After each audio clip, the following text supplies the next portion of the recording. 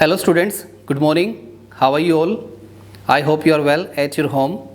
Dear students, today we are going to study very most important topic of grammar, poetic device. Dear students, we face problem about poetic device. Sometimes what happens, some students don't have knowledge about poetic device. What is poetic devices?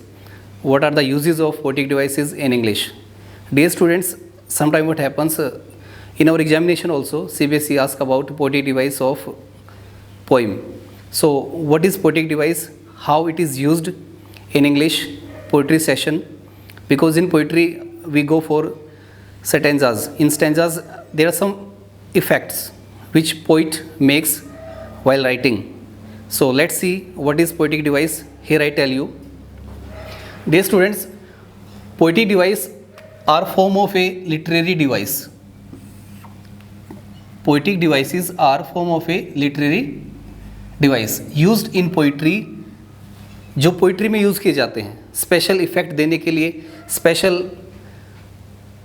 Tone को effective बनाने के लिए कुछ special words जो poet है वो use करता है, उनको हम पोइटिक डिवाइस कहते हैं. फॉर एग्जांपल आपके सामने मैंने 4 पोइटिक डिवाइस लिखे हैं. One by one we will study how they are used and where they are used. So, a poem is created out of poetic composite of textual, grammatical, rhythmic, verbal and visual. Means ये चीज़ें इनका effect डालने के लिए जो poet है poetic devices का use करता है. जैसे आपने हिंदी में पढ़े हैं अलंकार, आप पढ़ते हैं बार बार. जो अलंकार हैं, अलंकार क्या होते हैं? मीन्स अलंकार का प्रयोग हिंदी में किया जाता है किसके लिए? अपनी बात को इफ़ेक्टिव तरीके से बताने के लिए या ऐसी बात रखने के लिए जिस पे पोइट जो कवि है वो चाहता है कि जो ऑडियंस है उसको अच्छे से समझे, उसको देखे. इसलिए कुछ स्पेशल वर्ड्स का इस्तेमाल किया जाता है राइटिंग स्टाइल में, और उन स्पेशल वर्ड्स को हिंदी में अलंकार और इंग्लिश में पोइटिक डिवाइस कहा जाता है. So we go for first one, simile. Students, simile poetic device है. इसका यूज़ आप काफ़ी समय से करते आ रहे हैं, लेकिन कुछ क्लासेस में बता दिया जाता है. आपने क्लास 8th में 9th में अगर सिमली का यूज़ किया है सो दैट्स वेल. अगर नहीं किया है तो I will tell you each and everything about this poetic device. देखिए स्टूडेंट्स, सिमली है, इसका प्रयोग किया जाता है कंपैरिजन के लिए. किसके लिए? कंपैरिजन के लिए. जो सिमली है यहाँ पे लिखा गया है compares two things using as और लाइक. मीन्स जब हम सिमली पोइटिक डिवाइस का यूज़ करेंगे तो उसमें क्या उसकी आइडेंटिफिकेशन होगी, क्या पहचान होगी, उसकी पहचान क्या होगी, उसमें एज और लाइक का यूज़ किया होगा. तो वहाँ पे अगर किसी सेंटेंस में कोई कंपैरिजन की गई है और एज और लाइक का प्रयोग किया गया है तो आप समझ लेना स्टूडेंट्स, वहाँ पे जो पोइटिक डिवाइस हमारा कौन सा काम कर रहा है? Simile. For example I have written one example, the sun blessed like. Like आ गया हमारा. An angry fire. Angry fire का मतलब तो बहुत अधिक, जैसे आग लगी है. जैसे जो हमारा सूर्य है वो इतना प्रकाशमान है, इतना तेज़ है उसका प्रकाश जैसे कि आग लगी हुई है. जैसे आजकल हीटिंग सीज़न है, जून जुलाई में काफ़ी गर्मी होती है तो ऐसा लगता है सूर्य जल रहा है, बहुत सारी हीटिंग होती है.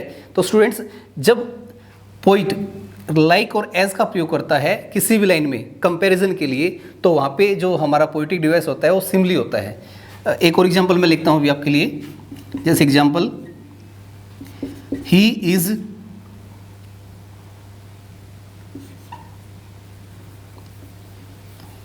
Again I right example, he is like my brother. ये सिंपल से एग्जाम्पल स्टूडेंट मैंने दिया आपको, he is like my brother. तो यहाँ पे जो लाइक है यूज़ किया गया है कंपैरिजन के लिए, आपस में कंपैरिजन की गई है ही की. ही मीन्स कोई भी हो सकता है, ही की जगह आप कोई भी नाम लिख सकते हैं, दिस इज़ अ प्रोनाउन. तो he is like my brother, वो जो ही है वो मेरे ब्रदर की तरह है. तो यहाँ पे हमने यूज़ किया पोइटिक डिवाइस सिमली का.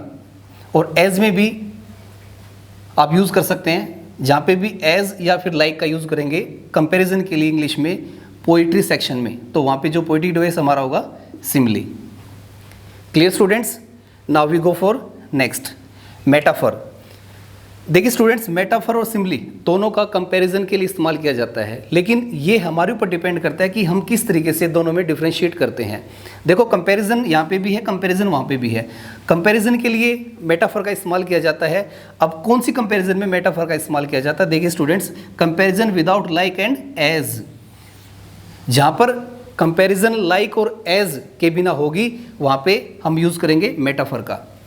जैसे फॉर एग्जाम्पल, हम किसी को कुछ कहते हैं, सिंपली में कंपैरिजन की हमने किससे? एज और लाइक से। लेकिन जो मेटाफर है उसमें हम कंपैरिजन करेंगे बिना लाइक और एज के। जैसे मैंने किसी को कह दिया ही इज़ टाइगर, एग्जाम्पल लिखा है ही इज़ टाइगर, वो शेर है। उसकी कंपैरिजन ना करके मैंने डायरेक्ट उसको कह दिया कि ही इज़ टाइगर। अगर मैं इस बात को कहता हूँ कि ही इज़ लाइक ए टाइगर, तो ये जो हमारा नेक्स्ट है ये हमारा सिमिली हो जाएगा स्टूडेंट्स, और ये हमारा है मेटाफर। दोनों में ये अंतर है कि अगर आप किसी को लाइक से यूज़ करते हैं, किसी भी सेंटेंस में लाइक और एज का इस्तेमाल करते हैं तो वहाँ पे सिमिली होगा। अगर लाइक और एज के बिना कंपैरिजन करते हैं हम, तो वहाँ पे मेटाफर होगा। तो ये चीज़ आपको ध्यान में रखनी है कि मेटाफर और सिमिली दोनों का इस्तेमाल सेम है, लेकिन एज और लाइक जहाँ पे यूज़ किया जाएगा सेंटेंस में, वहाँ पे सिमिली होगा, और एज और लाइक के बिना हम यूज़ करेंगे वहाँ पे पोएटिक डिवाइस हमारा मेटाफर होगा। तो ये माइनर सा डिफरेंस है स्टूडेंट्स, दोनों का कंपैरिजन के लिए यूज़ किया जाता है, लेकिन it depends on us how do we use. अगर कंपैरिजन की जाती है लाइक और एज के बिना तो मेटाफर, अगर एज और लाइक के साथ कंपैरिजन की जाती है तो हम लगाएंगे simile. I hope it is clear. Now we go for next, personification. Dear students, जो पर्सोनिफिकेशन पोएटिक डिवाइस है, इसमें क्या है? Makes something which is not alive sound like it is. Means जो वास्तव में नहीं है लेकिन ऐसा लग रहा है। फॉर एग्जाम्पल, आपको एग्जाम्पल दिया गया है, the flowers danced in bridge. Bridge होता है स्टूडेंट्स हवा, जो ठंडी हवा आती है उसको हम ब्रिज बोलते हैं। द फ्लावर्स डांस, देखिए जो फ्लावर्स हैं कभी डांस नहीं करते, कभी ऐसा हुआ है? लेकिन इस जिसमें जो पर्सोनिफाई क्या होता है, जिसमें हम उपमा डाल देते हैं, इसको हिंदी में बोलते हैं उपमा अलंकार। जैसे हम डांस करते हैं, we dance, we know very well, but हम यहाँ पे क्या करें? फ्लावर्स डांस्ड, जो फूल हैं वो डांस कर रहे हैं। किसकी वजह से? हमने उपमा डाल दी। इंसानों की जो एक्टिविटी है, जो लाइव एक्टिविटी है, वो एक्टिविटी हमने फूल में डाल दी कि जो फूल है वो डांस कर रहे हैं, हालांकि डांस नहीं कर रहे हैं। जैसे फूल अच्छे लगते हैं, वो काफ़ी हमें सुगंध देते हैं, तो ऐसा लगता है कि जो पोइट है ऐसा लगता है कि वो डांस कर रहे हैं, खिल रहे हैं, जैसे फूल हंस रहे हैं, फ्लावर्स आर लाफिंग। तो जब हम ह्यूमन क्वालिटी को नॉन लिविंग थिंग्स में डालते हैं तो वहाँ पे जो पोएटिक डिवाइस हमारा होता है पर्सोनिफिकेशन, मीन्स इंसानों की उपमा को अगर हम निर्जीव चीज़ों में डाल देते हैं तो वहाँ पे उपमा अलंकार बन जाता है। मीन्स जो पोएटिक डिवाइस हमारा है पर्सोनिफिकेशन पोएटिक डिवाइस वहाँ पे यूज़ होगा जब इंसानों की चीज़ों को हम किसी नॉन लिविंग थिंग्स में डाल देंगे। Next students, assonance. एजोनेंस में क्या है? Repetition of same vowel sound. Dear students, आपको पता है हमारे वोवल्स होते हैं, मैं लिख देता हूँ ए ई आई ओ यू। जो हमारे 5 वोवल्स हैं ए ई आई ओ यू स्टूडेंट्स, जब इनकी साउंड रिपीट होती है किसी भी सेंटेंस में या किसी वर्ड में या किसी स्टेंजा में, तो वहाँ पे एसोनेंस जो पोएटिक डिवाइस है उसका हम प्रयोग करते हैं। जो वहाँ पे जो पोएटिक डिवाइस होगा वो एसोनेंस होगा। कहाँ पर? जब वोवल की साउंड रिपीट होगी लाइन्स में, स्टेंजा में। जैसे द बॉम्ब्स, यहाँ पे ओ की साउंड आ गई आपकी, ओ की साउंड। ड्रॉप्ड, ओ की साउंड आ गई। सॉफ्टली, ओ की साउंड आ गई। ऑन, ओ की साउंड आ गई। हॉट, ओ की साउंड आ गई। तो जितने भी स्टूडेंट्स मैंने मार्किंग की है 1 2 3 4 और 5, तो ये जो 5 मार्किंग मैंने की है, यहाँ पे जो साउंड किसकी है? वोवल की, ओ की साउंड है। तो इससे ये साबित होता है कि यहाँ पे जो पोएटिक डिवाइस है वो एजोनेंस है। तो इस तरीके से आप फाइंड आउट कर सकते हैं पोएटिक डिवाइस को कि कौन सा पोएटिक डिवाइस ग्रामर में, पोइट्री में कहाँ पे काम कर रहा है। तो इस तरीके से आप इसको फाइंड आउट कर सकते हो। I hope 4 poetic devices are clear to you. Now we discuss about 5th one. So students, now we have learnt 4. Now we go for next one. 5th poetic device is, dear students, rhythm. Sometime what happens we have to make rhythm in poetry. जब हम कविता पढ़ते हैं, जो कविता है उसमें rhythm का काफ़ी अहम योगदान होता है। तो रिदम जो पोइट्री डिवाइस है ये कैसे होता है, the sound made by pattern, means जब एक तरीके की साउंड होती है, जैसे हम बहुत सारे सॉन्ग सुनते हैं जो लास्ट में जो राइमिंग करते हैं, जितने भी आर्टिस्ट होते हैं वो एक वर्ड को अपने पास रखते हैं, एक वर्ड से उस लाइन को समाप्त करते हैं, मीन्स बार बार वही लाइन जो मेन टैग लाइन होती है बार बार रिपीट होती रहती है। जैसे यहाँ पे मैंने लिखा है दे दम दे दम दे दम, मीन्स सेम साउंड। जब भी रिदम, रिदम का मतलब होता है लय। जब पोइट है अपनी पोइट्री में लय बनाने के लिए कुछ वर्ड्स का इस्तेमाल करता है, तो जो वहाँ पे जो पोइट्री डिवाइस है उस रिदम का यूज़ करता है, क्योंकि जो कविताएं हैं वो रिदम में लिखी जाती हैं, उनका एक सेंसिबल एक रिदम होता है हर चीज़ का।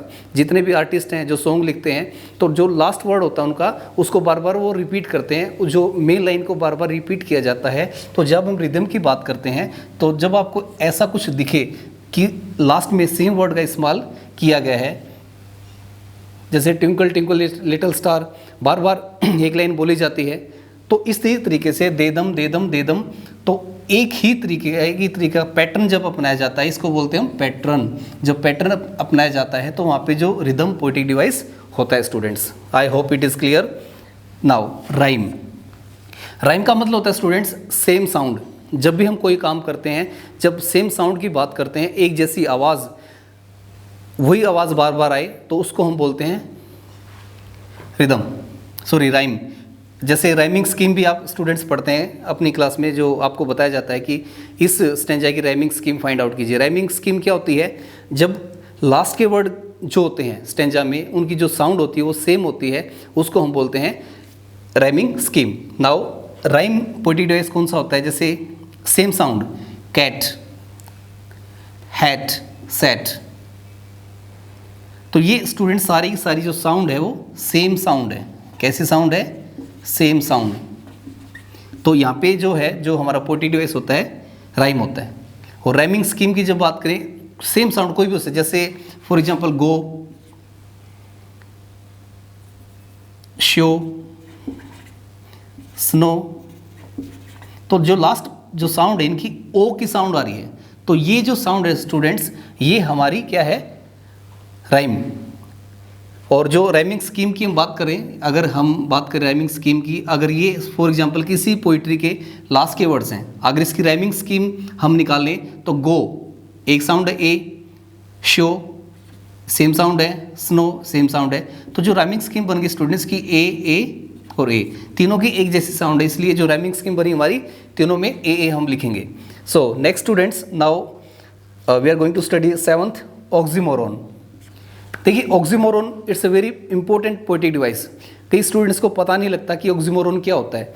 देखिए ऑक्सीमोरॉन में क्या होता है, कुछ डिफरेंट क्वालिटीज़ को शो किया जाता है। For example two opposite qualities, means जो क्वालिटी है वो बिल्कुल अपोजिट है, उनका आपस में ले देना नहीं, बिल्कुल अपोजिट है।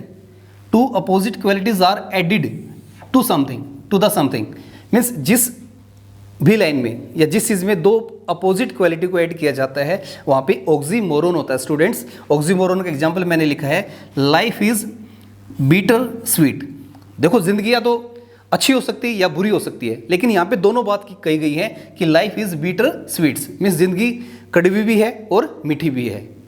तो जो पोइट है वो इस